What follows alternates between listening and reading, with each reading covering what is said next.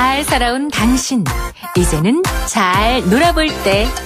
꽃중년의 룰루랄라, 청춘을 깨워라.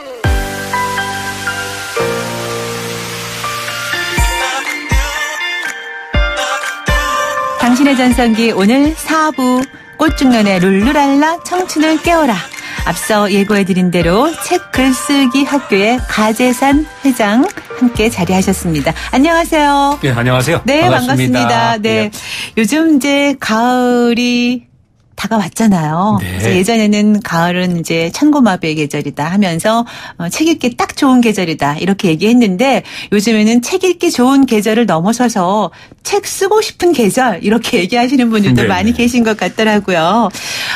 저도 이제 가끔 그 서점에 가면 신간 코너를 한번 쭉 둘러보는데 책이 정말 새로 나온 책이 많구나 하면서 한편으로는 이렇게 많은 책 가운데 나도 한번 내 책이 꽂혀 있으면 좋겠다라는 생각, 욕심만 납니다. 사실은 글은 못 써서 엄두도 못 내지만은요, 책은 사실 아무나 내는 게 아니다. 이런 얘기들을 이제 예전에는 많이 했었는데, 그렇다고 요즘에 아무나 낸다는 게 아니라 요즘에 많은 분들이 내 책 한번 내보고 싶다. 이런 얘기들 많이 하는 것 같아요. 주변에서는 어떠신가요?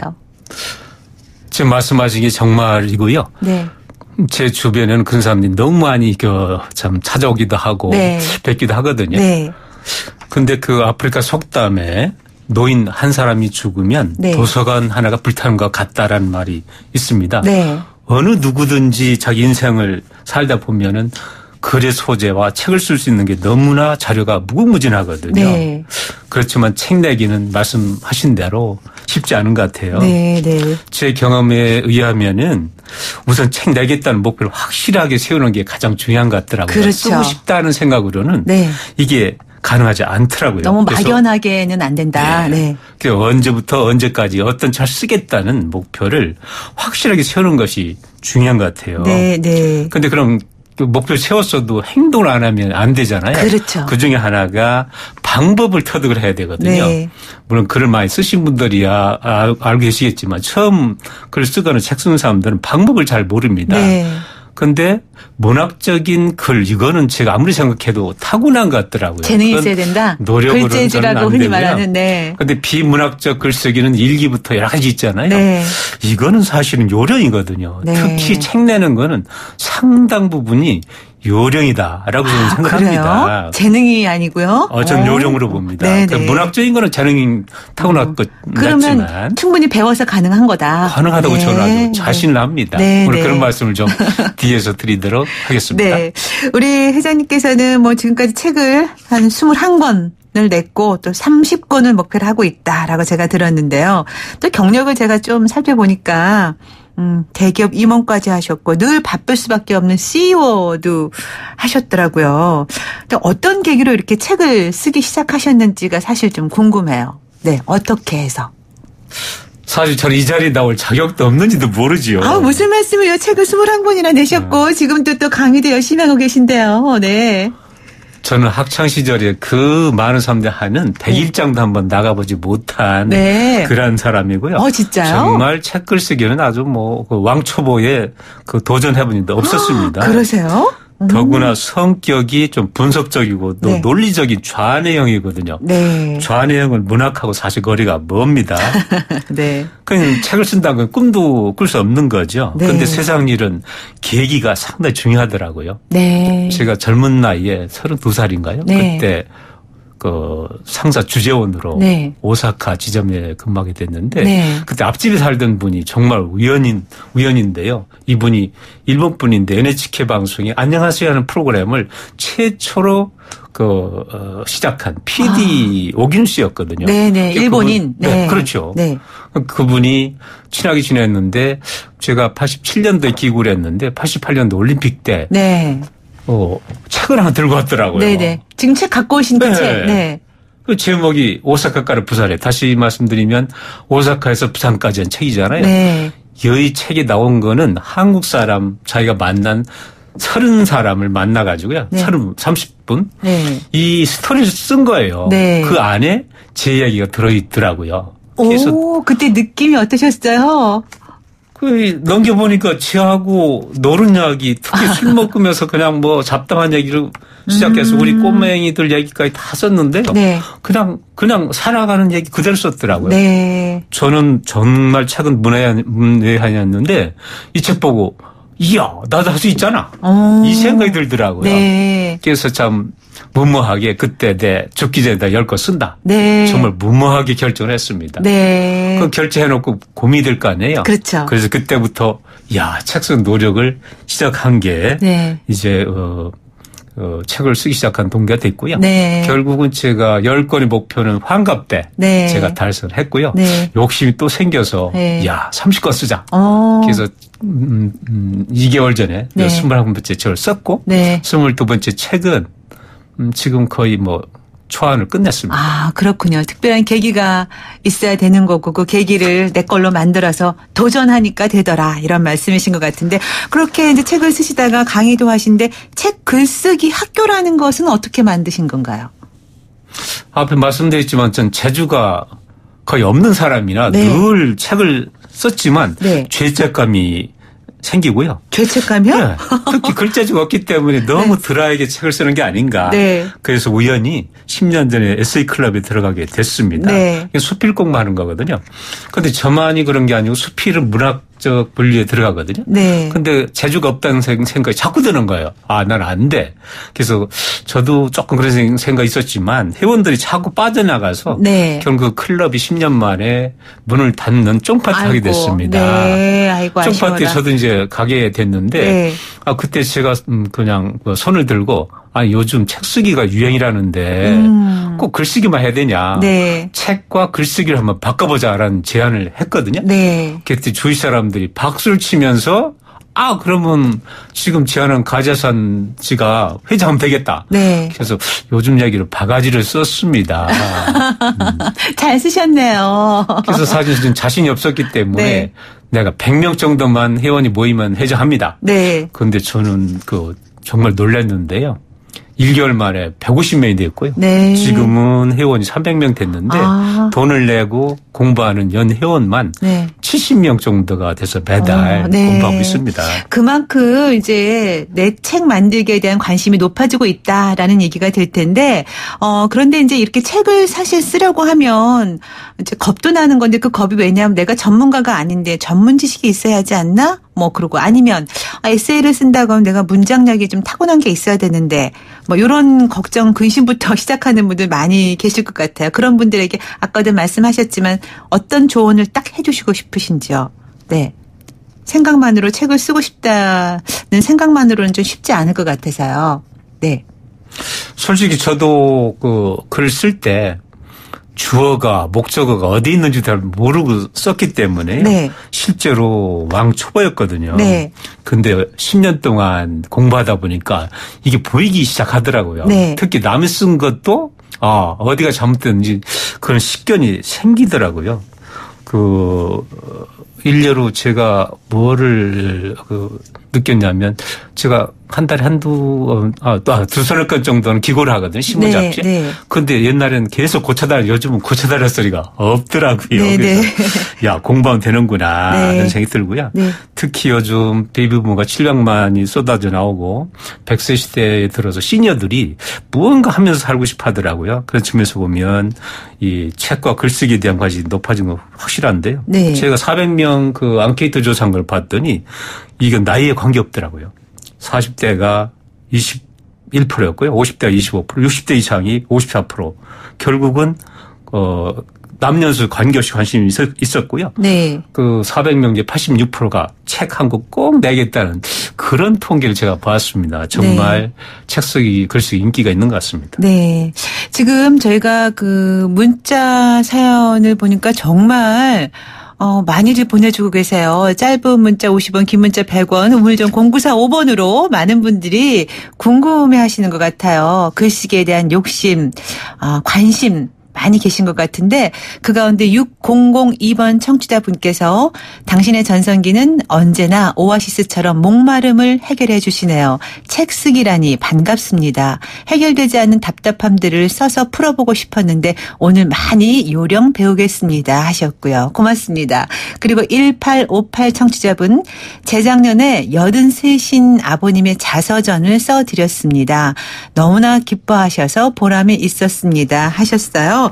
지금 자서전에 대한 얘기가 나와서 요 질문을 제가 좀 드리고 싶은데 지금 자서전 같은 경우에 연세가 드신 분들 네. 많이 좀 관심 있어 하고 또 쓰신 분들도 많고요. 네. 네. 하는데 가끔씩 또 이제 출판 기념회 같은 데 가서 보면 자서전 썼다고 해서 갔지만 결국 책을 받아서 자서전은 잘 안 읽게 되고 그냥 뒤에 놓아두게 되는 경우가 많거든요. 근데 자서전도 결국 좀 좋은 책으로 발전할 수 있는 여지가 많이 있을 것 같아요.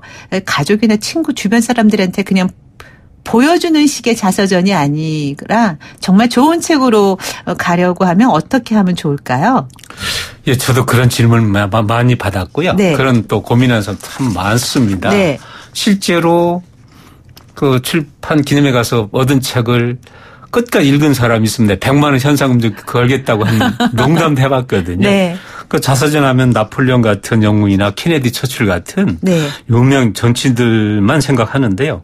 요즘은 누구나 자서전 쓰기를 생각하고 있더라고요. 네. 특히 부모님들이 참 질곡 같은 그 세월을 살아온 성공 스토리 이런 것들 잘 정리해가지고 자식들한테 넘겨주고 싶다, 보여주고 네. 싶다 이런 게 너무 많더라고요. 네네.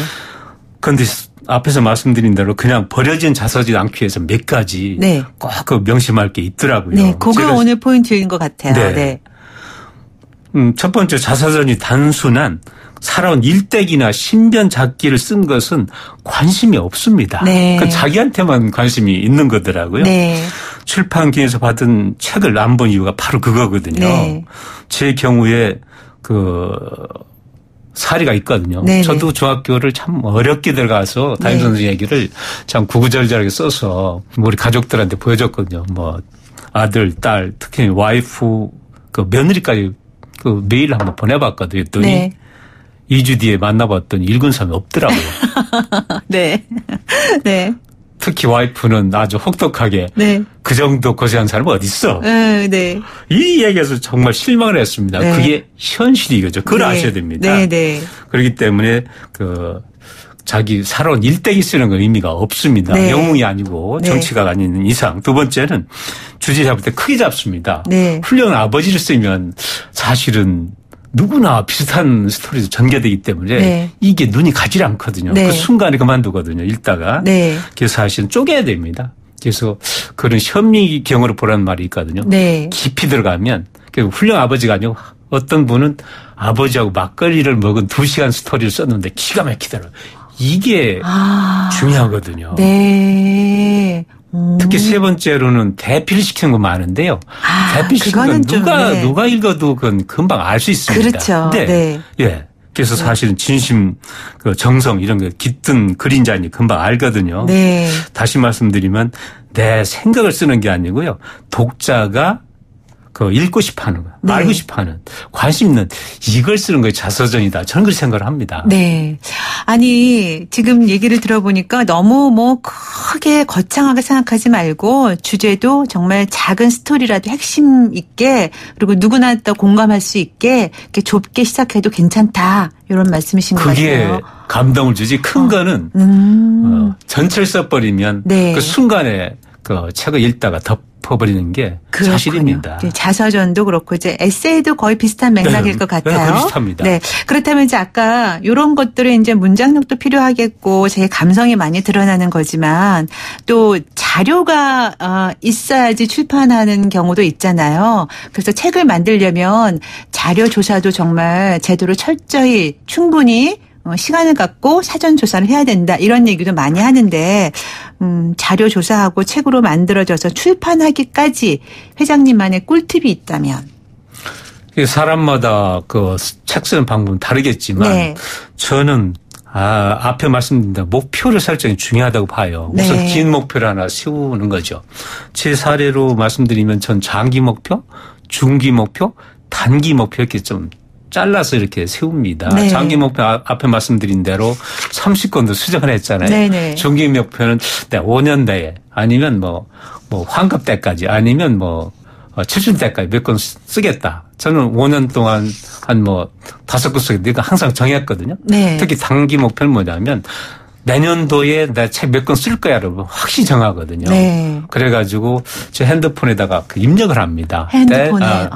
그래서 12월 31일 제 정수에 들으면서 내년도 목표를 세울 때, 내년도 요런 책 3권 쓸 거야. 네. 라고 한 것을 제가 핸드폰에 입력을 해 놓습니다. 네. 핸드폰 매일 보니까요. 네. 저하고의 경쟁 싸움을 해야 되거든요. 네. 이게 지키게 되더라고요. 왜 그러냐면 제 경험에 의하면 바쁠 때 책 쓰지 한가할 땐 책이 안 써지더라고요. 왜? 근데 비슷한 말씀 다 하시더라고요. 네. 책 많이 읽고 쓰고 하신 분들은 다들 시간을 내서 읽고 쓰는 게 아니고 짬짬이 한다는 말씀 하시더라고요. 저는 네. 바쁠 때만 책이 써지더라고요. 네. 왜 그러냐면 시간 있으면 내일 해도 되고 모레 해도 되니까 미루다 착수가 안 되더라고요. 네. 바쁠 때 책을 쓰는 게 하나 요령인가요, 그러면? 네. 근데 지금 핸드폰 얘기를 하셨어요. 네. 근데 이번에 또 재미있는 책을 쓰셨다는 얘기를 들었어요. 핸드폰 하나로 책과 글쓰기 도전 이런 얘기를 들었는데 어떤 건가요? 정말 핸드폰으로 가능한 건가요? 책 쓰기가? 핸드폰 책 쓴다면 전부 다 놀라시는 것 같아요. 네, 다 거짓말이라고. 네, 핸드폰으로 동영상 촬영하는 얘기는 들었지만, 네. 제 책 쓰기 요령 중에 두 번째가 바로 그건데요. 네. 저는 특히 나이가 들면 저도 포함해가지고 눈이 나빠지더라고요. 네. 특히 이 타이프 치는 게 너무 속도가 느리고요. 독수리타법. 이거 가지고는 상당히 참 책 쓰는데 애로사항이 있는 거죠. 이거를 제가 개발한 건 아닌데 제 같이 일하는 분이 이 IT 기술 상당히 있는 분인데 이분이 핸드폰 가지고 여러 가지 하고 있는 거예요. 자료 수집뿐만 아니고 이거 가지고 말로 해서 글을 쓰더라고요. 또 찍어도 글이 되고 텍스트로. 네. 그거 아세요? 네, 되죠. 근데 저도 지금 하나 팁을 얻은 게 저는 가끔 사람들한테 그러거든요. 나는 말로 하라 그러면 어디 가서 인사하라 그러면 말은 하겠는데 글로 써서 내라고 하면 도대체 한 줄도 못 쓰겠어? 이렇게 얘기를 하니까 누가 그러면 핸드폰으로 녹음한 걸 나중에 글로 이렇게 베껴서 쓰면 되잖아. 이렇게 얘기를 하는데 정말 우리 회장님도 그렇게 말씀하시네요. 핸드폰으로. 녹음기도 전부 텍스트 찍히는 거 아세요? 그러니까 네. 옛날 시골에서 할머니나 어머니들이 참 시집살이 좀 어렵게 했잖아요. 네. 그래서 술 한잔 드시고 내 인생 소설처럼 몇 권 나온다. 네, 다들 그러시죠. 그때 지나쳐 들었는데 지금 가능합니다. 술 드시고요. 마이크 대고 하면 녹음을 일단 해놓고. 녹음이 아닙니다. 그냥 텍스트 찍히거든요. 네네네. 핸드폰으로, 네네네. 핸드폰 찍히고요. PC도 연결만 하면 다 되거든요. 네. 그래서 옛날에는 녹음한 거를 다 딕테이션에 지금 필요 없고요. 바로 찍히거든요. 네. 그러니까 얼마든지 가능한 거죠. 네. 그것뿐만 아니라. 말하는 걸 바로 글로 바꿔주는 어플리케이션 말씀하시는 거잖아요. 그게 앱이 전 공짜가 얼마든지 있습니다. 다 공짜라는 것도 중요하죠. 공짜입니다. 네네. 특히 외국어 자료 수집도요. 네.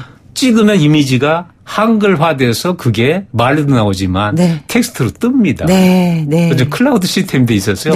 여기서 한 게 바로 컴퓨터에 뜹니다. 네. 특히 저는 눈이 좀 나쁘기 때문에 쓴 글을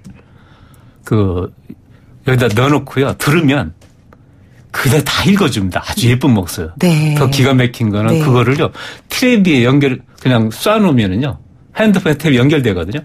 텔레비에서 그걸 볼 수 있어요. 네. 그래서 체감권 교정을 옛날에는 1주시간 요즘은 5시간이면 볼 수 있는 아주 획기적인 기술들이 공짜로 전부 다 제공이 됩니다. 네. 시절이 정말 좋아졌어요. 네. 그러니까 나는 글쎄 잘 못 써. 너무 염려하지 마시고 관계없이 말씀만 잘하면 핸드폰 하나 있으면 해결된다는 말씀이시잖아요. 네. 궁금하네요. 저도 핸드폰으로 책과 글 쓰는 방법 제대로 좀 배워서 도전을 좀 해봐야겠습니다. 말로만이 아니라. 네. 세미나 시작했더니 지금 매달 하고 있는데 폭발적 인기가 있어서요. 어제도 12회차 했고요. 다음 또 13회차 하는데 계속 사람들 늘어나고 있습니다. 네. 저희 지금 청취자분께서 질문들 많이 들어오고 있는데요. 그 가운데 우리 4521번 청취자분 60대 가정주부입니다. 평소에 일기를 자주 쓰는 편이고 에세이 읽는 것도 좋아합니다. 마음에 드는 글을 보면 따로 메모해서 자료로 모아두고 있어요. 여행 수기 같은 것을 써보는 것이 꿈인데 나중에 도움이 될까 싶어서요. 그런데 남의 글을 모아두는 게 과연 옳은 일인지 모르겠습니다. 득이 되는 자료와 독이 되는 자료 어떻게 구분해야 할까요? 이런 것도 정말 관심거리 될 것 같아요. 왜 책 읽다 보면 좋은 구절 있고 그런 것도 메모 같은 거 자료 같은 거 모아놓는데 이걸 나중에 내가 책 쓸 때 이거를 쓸 수 있을까? 이런 고민도 하실 것 같은데. 아주 좋은 습관 가지고 계시네요. 네. 아주 책글 쓰는데 아주 기본적인 걸 가지고 계신데요. 네. 그 결혼 정보회사 아시지요? 네. 그런데 결혼 정보회사가 그 정년기가 안 된 젊은 사람 눈에 안 띈다고 하네요. 그런데 결혼 정년기 너무 사람은 되면 바로바로 눈에 띈대요. 네. 이 말씀은 뭐냐면 관심 분야. 자료가 아무리 많아도 네. 목표가 정해지지 않으면 그 자료가 의미가 없는 거예요. 네. 앞에 말씀드린 대로요. 자료가 이게 의미가 있으려면 목표가 딱 요 책을 쓸 거야. 테마를 정하고 언제 쓸까 하면 그 자료가요. 유용한 자료만 탁탁 모이고요. 네. 쓸데없는 자료 여기 들어오질 않습니다. 네. 그래서 뭐 독이 되는 자료, 득이 안 되는 자료 이런 구분이 아니고요. 네. 목적의 목표만 정해놓으면 거기에 필요한 자료가 모인다는 사실을 아시면은요. 네. 굉장히 유효한 자료들이 모이게 됩니다. 네. 그게 상당히 중요할 것 같아요. 네. 그 자료가 이제 득이 되는 경우가 많은데 근데 이분은 글을 따로 남이 쓴 글을 좋은 글을 메모를 해놨다가 그거를 자기가 나중에 책을 쓸 때 그거를 이용해도 되냐 뭐 이런 질문도 하신 것 같아요. 그거는 자료가 많이 있는 건 뭐 굉장히 좋은 거죠. 네. 다만 거기에서 자기 얘기를 끄집어내는 별도 얘기죠. 다만 유용한 자료가 되려면 목표를 세워놓으면 훨씬 유용한 자료가 많이 모인다 이런 뜻이죠. 네. 그러니까 이제 그거를 응용해서 자기 걸로 만들어서 충분히 자료가 많으면 자기 걸로 만들 수 있는 기회가 많으니까 그럼요. 그런 말씀이시죠. 네. 오늘 저희가 책 쓰기 또 글쓰기 관련해서 이야기를 나누고 있는데 많은 분들이 참 궁금증이 많으신 것 같아요. 네, 시간이 없는 관계로 마지막 질문을 드려야 될 것 같은데 나만의 책 한 권 쓰기를 꿈꾸고 계신 우리 청취자분들께 뭐 지금까지 쭉 좋은 말씀 해주셨지만 정리 차원에서 마무리 말씀을 해주신다면 어떤 말을 꼭 한마디 하고 싶으신지요? 예, 다른 것보다 사례를 말씀드리기 좋을 것 같아서 여기에 출연한 게 엄진성 씨가 여기 출연하신다면요. 네, 네, 저희 재무과학 연구소장님. 지금 38인가 밖에 안 됩니다. 나이는 잘 모르겠어요. 그래요? 근데 만났을 때요, 책 쓰고 싶다 그러더라고요. 네. 그 해반장이든가, 생각만 있다. 그래서 저희 책글 쓰기 모임이 나오기 시작했어요. 네. 그때 이제 힌트를 얻은 거죠. 이게 목표가 있으면 되는구나. 출판 기획서 한번 써봐라. 네. 출판 기획서는 언제까지 어떤 책을 어디 쓸 거냐. 이런 게 기획서거든요. 네. 써왔는데 괜찮게 써왔더라고요. 그래서 네. 제가 조금 가르쳐줬거든요. 네. 그랬더니 그걸 가지고 도전하더라고요. 오, 도전. 그래서 아까 책글 쓰기를 핸드폰 한다고 그랬잖아요. 네. 이 기술을 젊었으니까 금방 터득한 거예요. 네. 그래가지고 정말 놀랍게도요. 왕초보인 생각 있던 친구가 3개월 만에 초안을 써왔더라고요. 네. 기가 막히더라고요. 네. 그래서 그거를 그럼 출판사에 20개 찍어줄 테니까 한번 내가 보내봐라 했더니 5 가운데서요. 연락이 와가지고 그 책이 1년 전에 나왔고요. 네. 지금 2번째가 엊그제 나왔고 3번째 책이 꼭 나온답니다. 네. 네. 이렇게 해서 이제 이야기를 나누다 보니까 다른 비법이 있는 게 아니라 일단 목표를 세워놓고 구체적으로 그리고 기획서를 탄탄하게 좀 짜보고 도전하고 그리고 방법은 요즘 많이 누구나 갖고 있는 핸드폰을 이용해서 쉬운 방법이 있다는 말씀까지 나눴습니다. 오늘 좋은 말씀 잘 들었습니다. 고맙습니다. 예, 감사합니다. 네네. 당신의 전성기 오늘 마지막 곡 띄워드리겠습니다. 오늘 끝곡은요. The Escape Club의 I Will Be There 노래 듣고 저는 마무리 인사하면서 물러갑니다. 내일 아침 10시 20분에 다시 만나요. 김명숙이었습니다. 여러분 오늘이 가장 젊은 날입니다.